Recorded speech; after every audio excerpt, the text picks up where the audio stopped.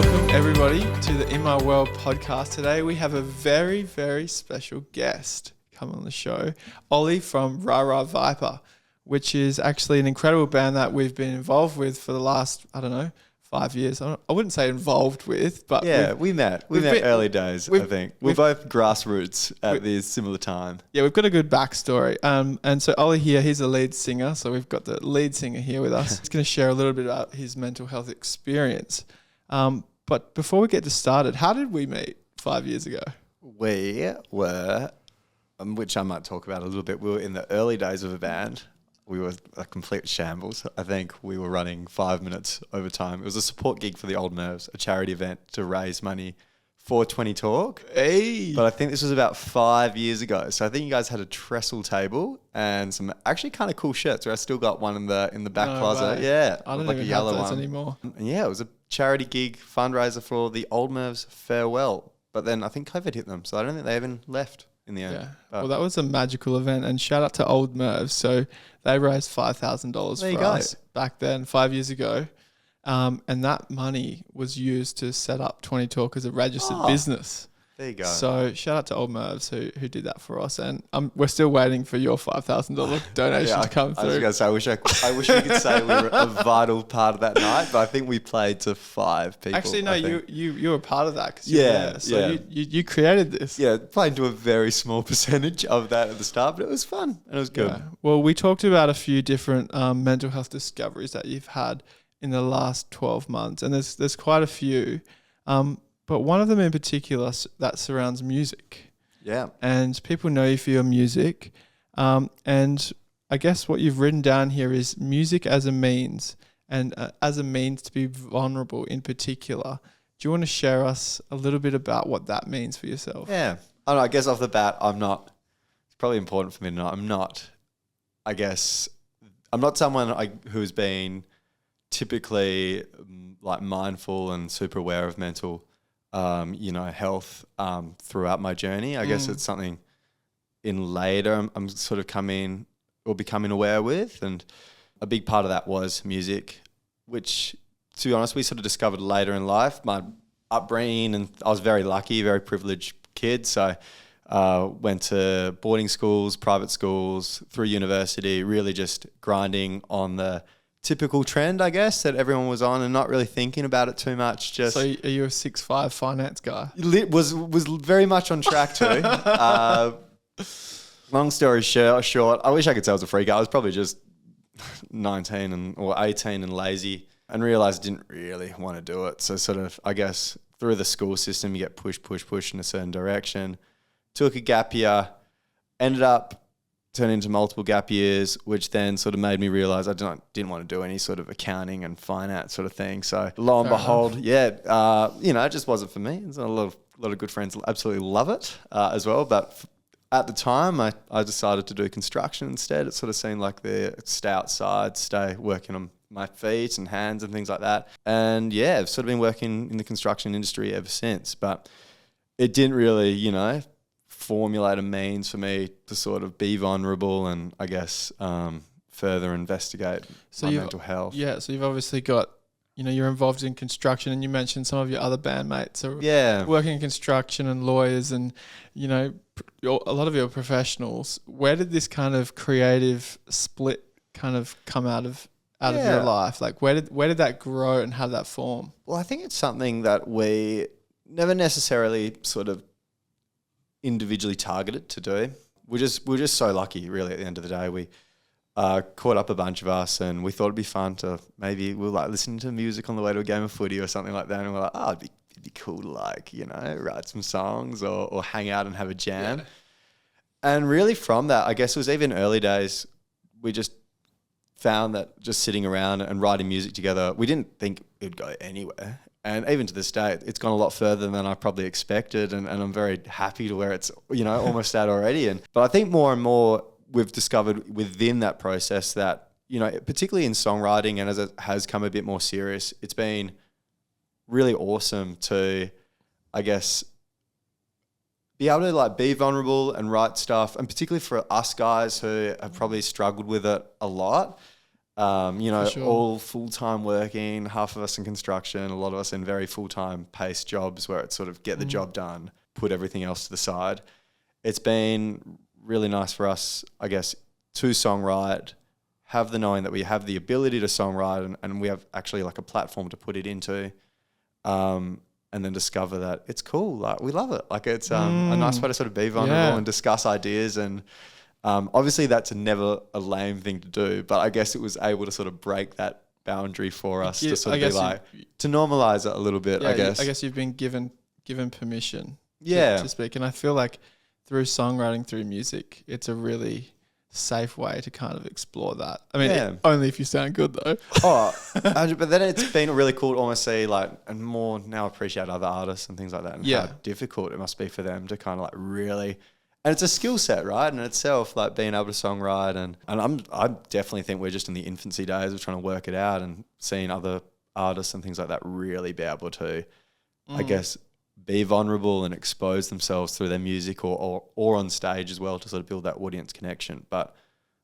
honestly, for us, it's something we're still working on, and it's just been really cool to sort of figure it out and start to feel comfortable. So if we look at one of your most popular songs, what's it called? Tora at the top now, but Paddy was kind of the one that got us going. So if we look at Tora or Paddy, and we look at the kind of messaging that you've been saying in these songs, what was the kind of message that you were sharing in terms of? Yeah, I think what are you trying to tell people?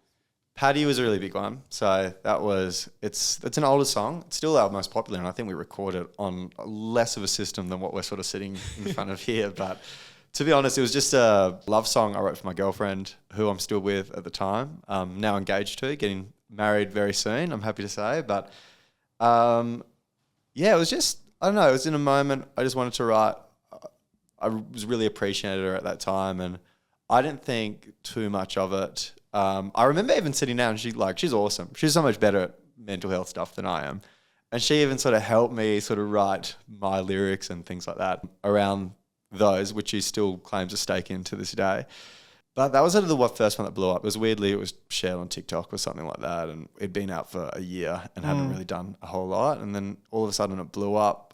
And then it was almost that weird thing that it blew up and we weren't no longer playing it to like 4 people at Mojo's. It was, we're actually bringing in people on a Wednesday night. And it was that next weird thing. It was sort of how to sing a lot of the lyrics in there, which are like very raw and talking about just feeling a little bit inadequate and things like that in certain like situations in a relationship. But I guess learning how to then sing that so you're not putting a mark, that you are actually trying to be vulnerable on stage. But I think we all realised if you weren't being your honest self on stage and really feeling the lyrics yourself, no one's really going to connect with that. But it's hard, right, to bring those barriers down. I think sometimes. It must be really hard for musicians having written these songs in these really special moments, these very, very vulnerable moments and parts of their life, right?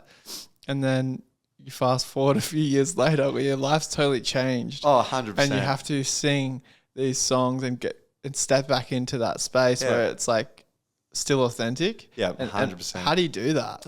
I don't know. And you don't get it right. Like sometimes I think even now I'll 3 times I'll be like, that was awesome. I felt like emotionally connecting whilst I was singing it. And then other times you just like, you don't, right? Like your headspace can kind of be in a different spot. But I don't know, you just keep giving your best crack, I guess. Yeah.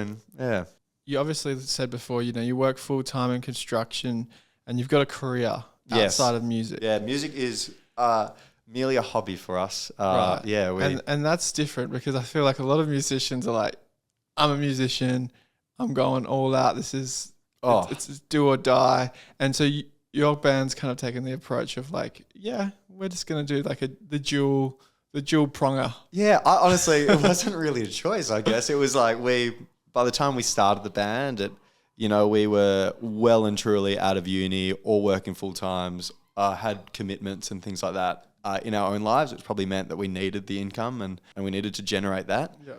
There's a part of me that would love to be doing music full time, and that would be awesome. But also, it's also given us a benefit, that I think it has allowed us a bit of freedom and flexibility with it. We haven't ever needed to worry about it sort of being a a make or break thing for us. It's always purely been, as arrogant as it sounds, it's always been about self-enjoyment. And as long as we're having fun and we're getting something out of it, then we're happy, And that takes a lot of pressure, I would assume, you don't have to blow up. You don't have to have sold out shows. Yeah. And I think that probably makes you better. Yeah. It's now the opposite. Ways. Now it's just a time thing, right? Like you sort of get more and have to do more and more stuff on the East Coast. That's another question for you. Do you want it to get bigger? I do. What if it becomes just like 50% bigger, but never more than that? Like, because it's in this awkward stage. Yeah. It's kind of more than... It's in a pretty sweet spot at the moment, but in saying that it would... I mean, I love it, right? I was very fortunate as a kid, lived overseas and went travelling around all sorts of places, but weirdly I'd never been outside of Perth. In Australia, I'd never sort of been outside of WA, so... I've been to disgraceful. It was crazy. I'd never been to big... I basically, even this was pretty late in life. It's pretty dumb. Like, I reckon even in my 20s, the understanding that Australia had other big cities, I was just like, no, this is something that's overseas. And then now with the band, I finally got to travel like a heap over east. And it's just, that's been the fun part. Yeah. The performing and stuff's really cool, but I honestly love just seeing Melbourne and Sydney for the first time. And like the Sydney, the Harbour Bridge and the Opera House. It's crazy when you see that stuff. Yeah, there is other places outside of there for some Perth people listening. Yeah. Sydney and Melbourne does exist. It's pretty cool, but... Not as cool as us, though. Fremantle is the place to be. And genuinely, more and more... Shh, don't tell them. Yeah, 100%. It's horrible. Never come.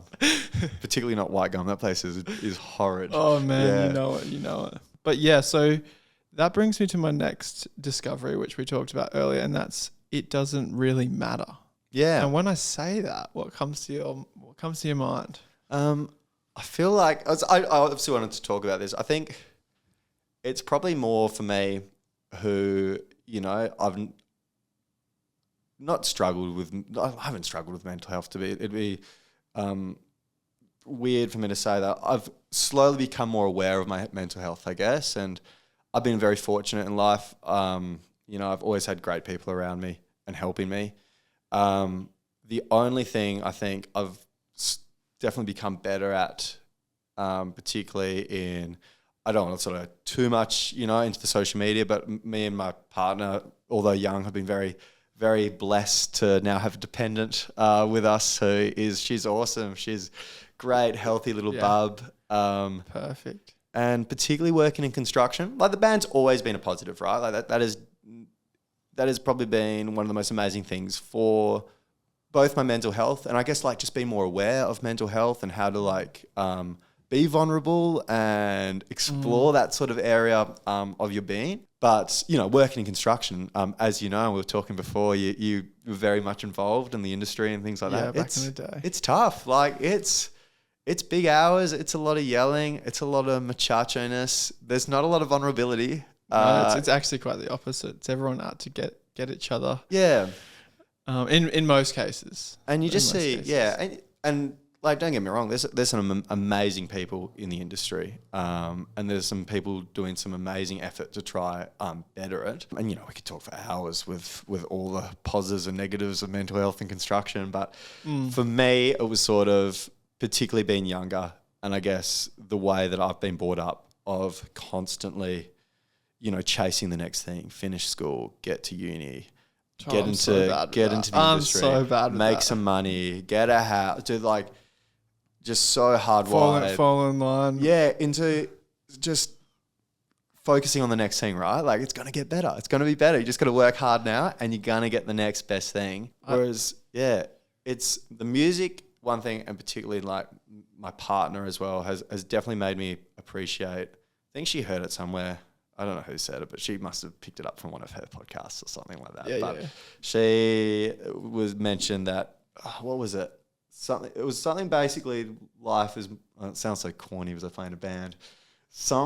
Life is like a song, right? Like you don't focus, it's like playing a song. Don't focus on the end result. Just focus on the note you're playing at that point in time, because that's where you can really That's where it resonates. Yeah, that's where it resonates. And that's where the enjoyment is. And I think... Yeah. I've definitely not given up. I still work hard if the company's listening to this, and I still do my They part. are. But yeah, I've definitely, I think, for my own benefit, and it's almost helped me, just learnt to smell the roses. Yeah, not give a fuck as much. Like, it doesn't matter if it gets done or it doesn't get done. Who cares at the end of the day? There's a lot more important things in life. In construction, that's really hard because you've got people literally yelling at you, trying to convince you the opposite, of why it's so important this gets done right now, this second. But I think, fatherhood, growing up, just all of that and some life experiences just sort of taught me, it's, just do your best in the moment, and that's all you can do. What's the saying that I say is like, today is yesterday's tomorrow. Yeah. And we're actually living in that moment we've always been seeking to be in. Yeah, exactly right. Yeah. And we've, you wanted the house, you wanted the partner, you wanted the career. You're living that. 100%. I'm living that now. Yeah. But probably deep down there's something where we still want something more, and we're seeking that. So to step back and to smell those roses, it's quite beautiful. Yeah. And it's a skill, because I feel like our society is conditioning us to always want more and more and more. And it's almost weird to kind of just be like, I'm content, I'm just enjoying this.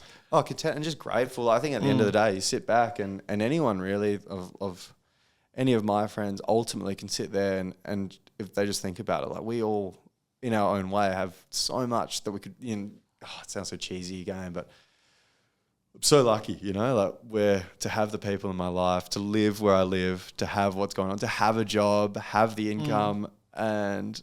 Okay, I've got a question for that. So obviously, you've had a good upbringing and you've had this, good life, and you're on track, you're on purpose. What do you think your responsibility is to give back to the world, after having that? That's a curveball question. No, it's good. I like it. It's got me thinking. It's hard. And giving back comes in many ways. Like for me, I'm going to come back to you on this one. I'm giving you a breather. For me, my thing is like, I was raised in a really good family as well. Like we all know my dad, if you've listened to this, he's an incredible man. You're saying that's awesome that your dad helps you with and he's actually not here today because he was away for his 30th anniversary with my mum. Oh. So he can't make it. But congratulations on Yes, I will. He'll be listening to this on his couch watching this later. 30 years strong stuff. But I grew up in a really privileged family in that I was cared for. I was supported, and for me, not everyone gets that opportunity, right? Yeah. And I feel like if you get that, you now have a responsibility to kind of use the privilege you have to support other people. Yeah. And that's, I guess, why 20 Talk started as well. It's like not everyone got that upbringing that I got, but I feel like we should share that. Yeah. Now with other people. What's your thoughts? Yeah, I think so as well. I think in saying that, it's really, again, working in construction to see like how, I guess, mental health can affect anybody, like anyone at any time, right? But I just feel I found through another sort of thing, we talked about it before through journal writing and things like that. Oh, we'll get into that. Yeah, one of the steps, we'll talk about the journals later, but one of them is being grateful, right? I just found for me just to step back, even just for 2 minutes in a day and actually write down a few things that I was grateful for, just allowed, I guess, just to elevate my,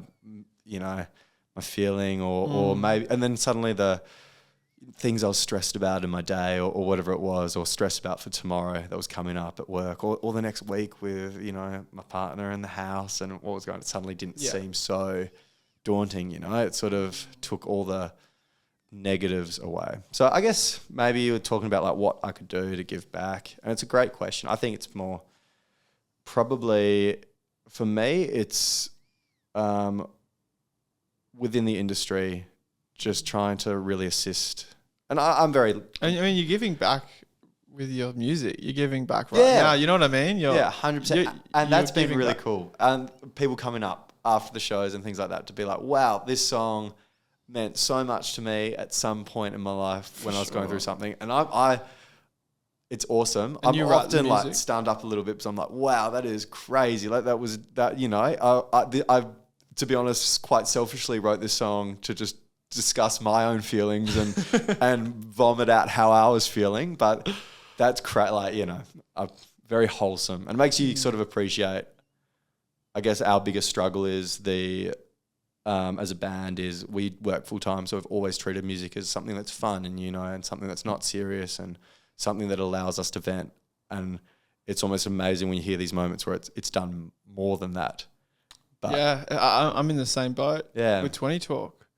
We run all these programs, we do all these videos, and it's a great outlet for Lockie and me to put, purpose first and to help people. But sometimes we forget about the impact that it makes, and because we're just so project focused. We're doing 20 different projects at once, all around WA. I saw, and now over east as well. Oh, wow. And when you get these like messages or stories that come through, like sometimes they just rock you. You're just like, whoa, like I've just been so focused on the next project that I've just forgotten about the stories and the impact we're having. And then it can be so nice when you get those come through.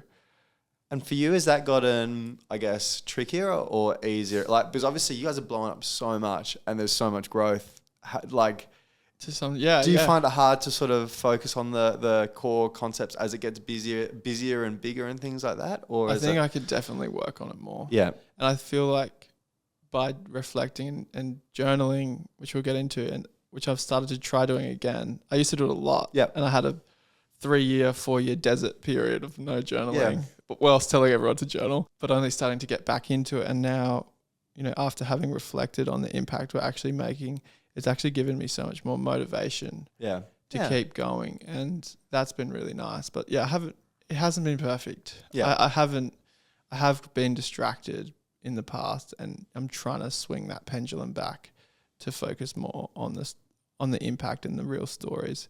But in some ways, like the project mode can be a necessity at times, which I'm sure you're aware. Oh yeah, 100%. To get things done requires a different mindset as well. Oh, well, I'm sure there's a few listeners that have probably seen the setup in here, but for the people that haven't, you can tell a lot of effort has gone in over a long period of time to set up this office space, and it's awesome. It's cool. No, I appreciate that. It's really kind of you. Okay, so we're going to get on to our final one. Yeah. And you got a little black book. Yeah. Do you want to pick that up and show everyone? We've actually got a little secret to the audience that we've been working on. You may have mentioned, or I may have mentioned, we've run our mental health maintenance course, which is our new training course. But what I haven't told you is that we developed a self-reflection journal to go with it. Perfect. And this self-reflection journal has 250 exercises with well-being management tools. It's got everything. Yeah. It's got talking about relationships, emotions, spirituality, the whole 9 yards. And we spent a year making it, and it's just come in. Perfect. And Ollie's got one in front of us, and he told us he journals. So yeah, it's gonna seem like a strange coincidence that I'm suddenly putting this journal out, but I promise you, I sort of came in, and I guess particularly early, what do you call that? Imposter syndrome, I guess. Yeah. Maybe a little bit. I don't know much about mental health. I work in construction. I play in a band. Yeah. And I was sort of saying, I don't know. I don't know how much of value I can sort of offer to other people around mental health. But I did mention the one very simple thing that I had learned from a podcast that someone else had forwarded me was writing journals, and how much they had just helped. Huge. Yeah, my mental health. And I think even like my ability to, for me, my personal thing is I struggle to connect with people. Like I can definitely get at work and other things in life, I can sort of sit there and I'm like, this is my job, I need to do, and struggle to obviously connect with people, but not really on any deeper level than the shallow, hello, how's the weekend? And I feel like that in itself is quite nice to admit, because a lot of people just think that they can connect to everyone, and to hear that someone struggles with that and is open to admit it and open to work on it, that's cool. And it's something that I don't think, it's just something I think some people, it just comes naturally. Like my partner is just the best person at remembering everything that person has said last time they caught up, and chasing up and reflecting. But so my big one was, the journals were all about gratitude, empathy and mindfulness, but mine was empathy, right? It was just taking the time to write a bullet point, and it would sort of, we'll look at the diary, I'm sure, in a tick, but write out, I'm going to connect with this person. What was something you talked about with this certain person or a person that you want to talk to tomorrow, and what's one way you can like better connect with them the next day. Ooh. And for me, just like taking that moment the day before to write it out as a little goal, just allowed me to connect with other people in my life so much better, you know. And it makes me feel better, to be honest. Like, so you got a little new tool in your tool belt. Yeah, like I hope it makes them feel good. But yeah, that was my little Okay, so maybe that's a little challenge for people listening. If you want to, I guess, outlay that what you learned into a bit of a challenge. So yeah.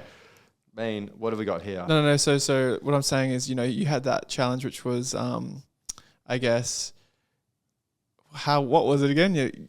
The night before. They change each day, I guess, on this little diary. But for those ones, it was empathy, right? It was like, and it would push you to, I guess, what's a discussion you had with someone today that made you feel good, and you'd sort of bullet point that. Nothing hectic, just a couple of bullet points. So do that tonight, everyone. Yeah. And then the second part? And the second part was what's something you can follow on with that conversation, or how is something you could like better get to know that person through that conversation. And for me, just breaking it down a little bit just helped me so much to be able to have a plan for the next day to go in and be like, wow, like you mentioned your daughter, Olivia. How did she go at this thing? That's so cool. Huge. Yeah.